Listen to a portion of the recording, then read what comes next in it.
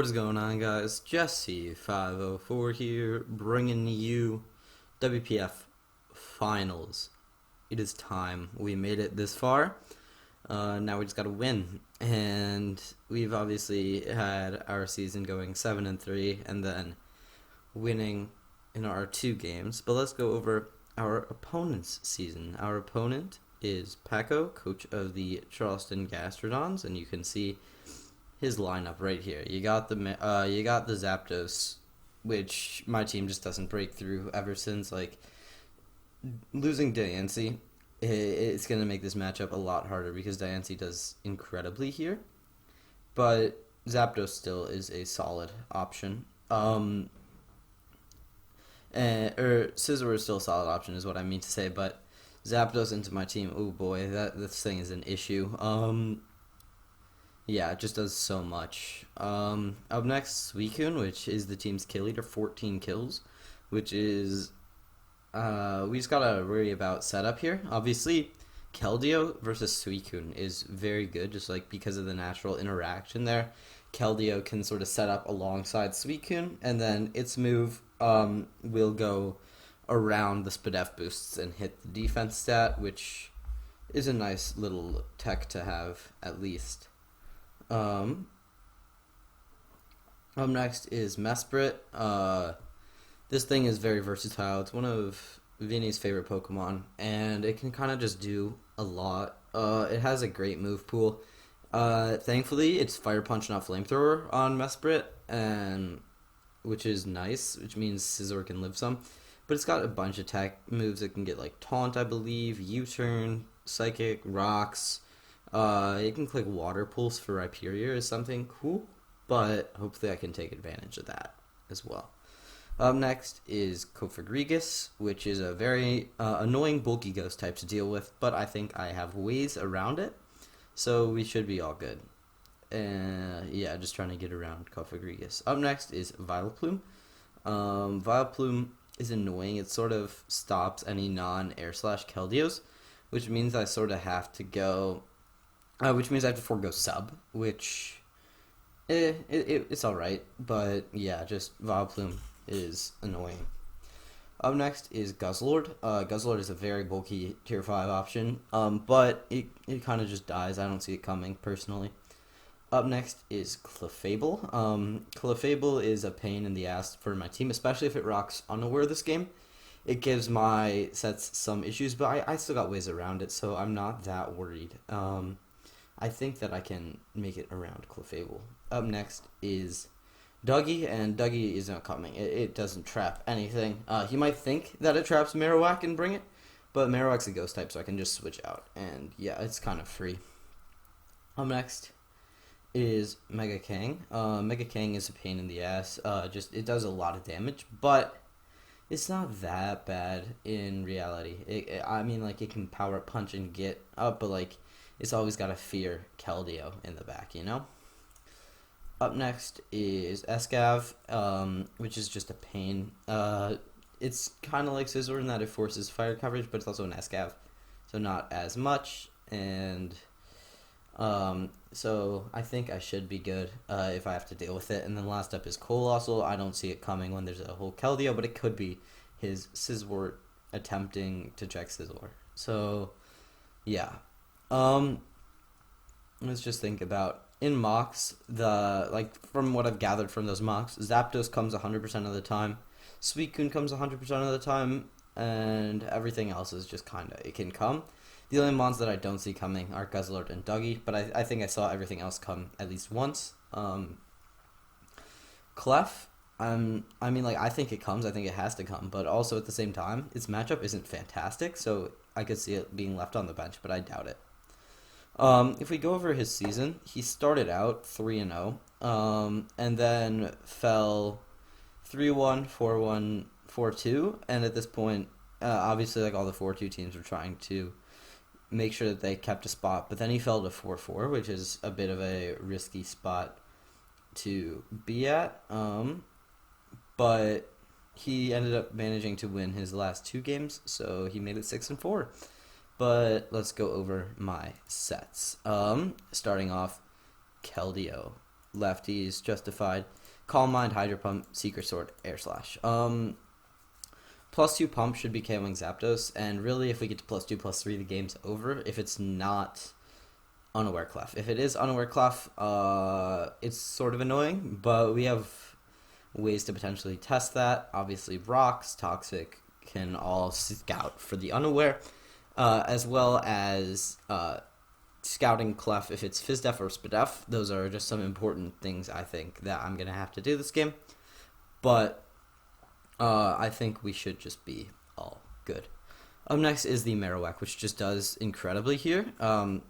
We've got speed. I need to fix this spread, because this spread was to live a Dougie. We're not going to ever be trapped by a Dougie.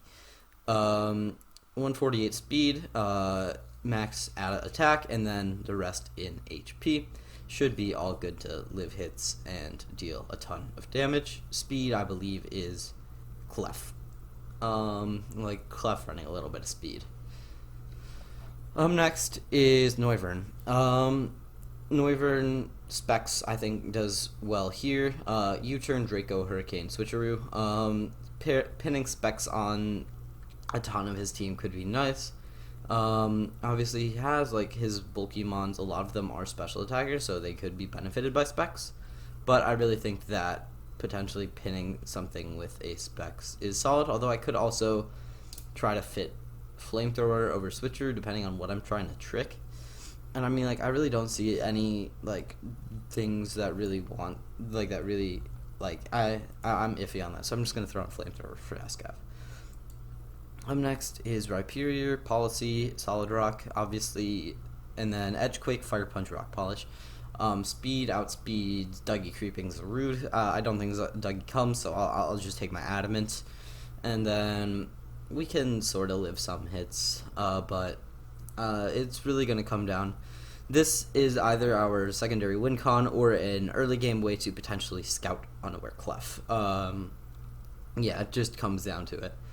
But really, up next is our Scizor, which is the main way that I really want to scout Unaware Clef, is clicking SD on it. We should live a Flamethrower, and then clicking Bullet Punch, seeing if we raw KO, because this Eevees is guaranteed to a KOing max def Clef after lefties, so after an SD we should just guaranteed OHKO.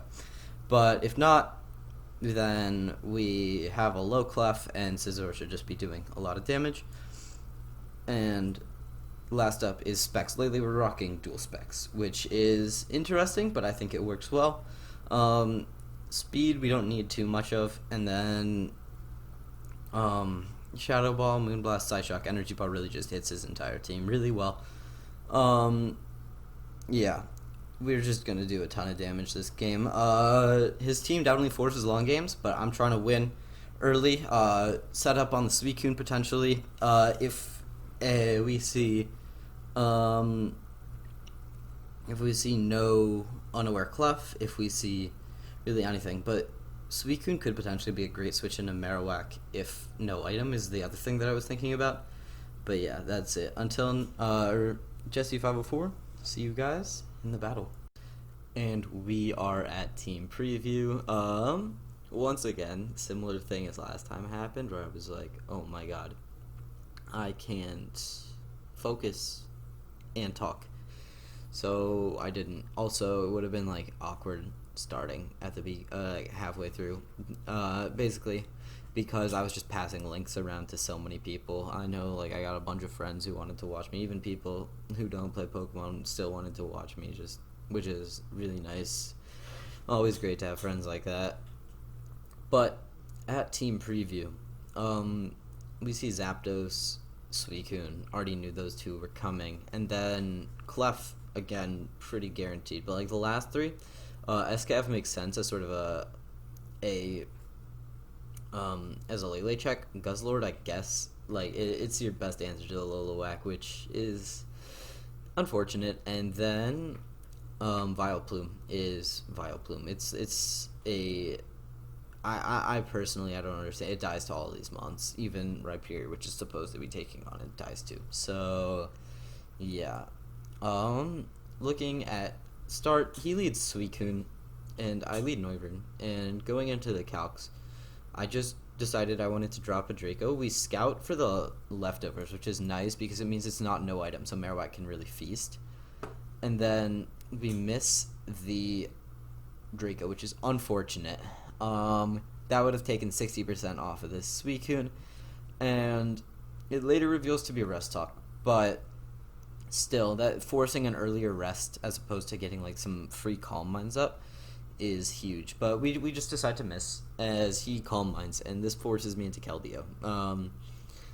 And then Calm Minds again, and I know that I can heat like a effectively like not even a +1 Scald easily, as yeah, and we just eat, and yeah, he has to go Clef here, as I set up another Calm Mind, and here I was like, okay, I'm scouting if you're unaware. I know I don't die, so let's just scout, and 47. There's the unaware. If he wasn't unaware, that was game, pretty much. So good thing he was. Otherwise, this would have been a fast finals game. I mean, like I knew unaware was coming, but I just wanted to check. He moonlights again, showing that he's unaware. Guzzlord comes out. This is your Lilliwack answer. I Poltergeisted here as opposed to Flare Blitz because I thought Suicune might come in. But no, Poltergeist takes off 30, and Guzzlord doesn't really have great answers. So he knocks off my specs, which is actually fine. This is probably the item that I'm happiest to lose. I know like now I'm not doing like anything to this SCAV, but going for Moonblast here is great. It cements the fact that next time I might think a little more, might try to predict a little more, getting a little bit more into his head, thinking that I might try to get more aggressive after playing conservative. But you know, I just go Scizor. I figured Knock was coming out or something like that, Knock or Iron Head. He just decides to Knock. Zapdos comes out, I will Knock here. Mega Knock, obviously. There's no reason to set up. I was considering roosting, but there's also like no reason. He goes Vileplume as I go Noivern, which you want me to tell you what I was trying to catch? Anything other than the Clef. I didn't think Clef would come in on a Scizor, but we ended up I went for the U-turn, figuring that he would not just give me his Vileplume, but he was clearly ready to give me a Vileplume. But I go Lele as he goes Guzzlord, predicting that Guzzlord would come in. And now I go Moonblast, drop the Guzzlord, and that's huge. Go Escav, and I go Noivern here, frisking this off as I already knew based on the calc, as he went Zapdos. So here, I just dropped a Draco and I missed. That Draco would have killed, which is unfortunate as he roosts. So Noivern 0 for 2 on Dracos it's really annoying, but we're still up 6-5, and we get Marowak in on Clef. So like, he goes Zapdos, that takes 77, and then at this point he goes Suicune. I think I figured that he would go Suicune, and I click Poltergeist, and we get that play right as well, and he's down 52%. And at this point, it sort of forces an early rest. I go Lele.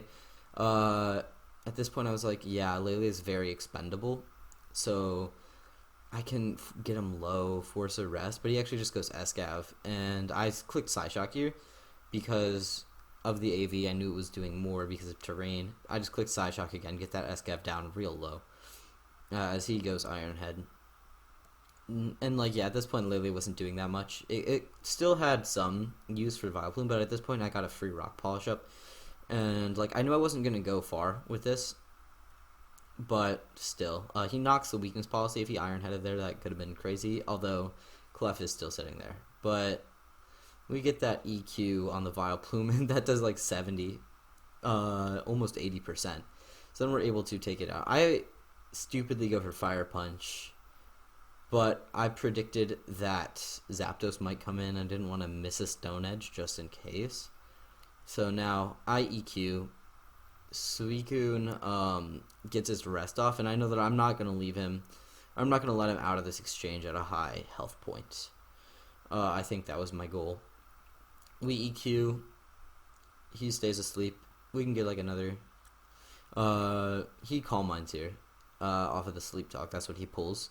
And then because of the lefties, he's like only taking around 30-40% from these. So he can sleep. He'll pull Scald this turn. And down goes our Rhyperior. It did its job as well, getting rid of Vileplume.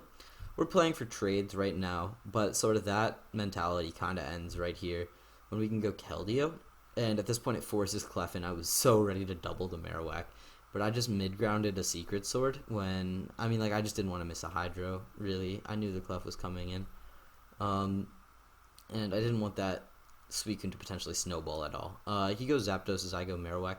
Here I think Suicune comes in, so I go for Poltergeist, as it fails because I knocked off the Zapdos' item earlier, and he double misses Hurricane, which I guess is like karma, but at the same time, he double dodged my Dracos, and Hurricane is far less accurate than Draco. So, I feel kind of bad because I think he wins this game if I lose my Marowak, but I outspeed the Clef, I revealed that, and I also kill Escav. And so I just switch out of Suicune into my Keldeo, and I still think I have it if he only connects 1, and connecting 2 is like a 50% chance. But we get rid of the Zapdos here, and that's kind of just GG. He goes Escav as we just click Flare Blitz, and down it goes. Here he says, it's GG, and I wasn't 100% sure if it was, just Suicune has to fish for misses, but even if it does, Keldeo just comes kind of in. I guess it was GG, but he rests, and we just Poltergeist. Now here's where running no item as opposed to lefties might have done good for him, but he again sleep talks and pulls rest, which just kind of adds insult to injury on the last turn. But, my friends, we are your WPF Season 6 C Division champions. Oh my gosh. We did it. I am so happy. This is kind of, this is my main summer league.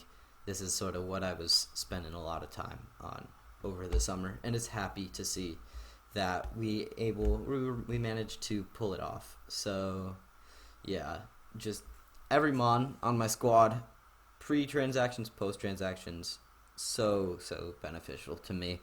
But Keldeo, Scizor, Tapu Lele, all did great jobs, but really I think my postseason MVP has to be Marowak. Oh my god, this thing piped up in postseason.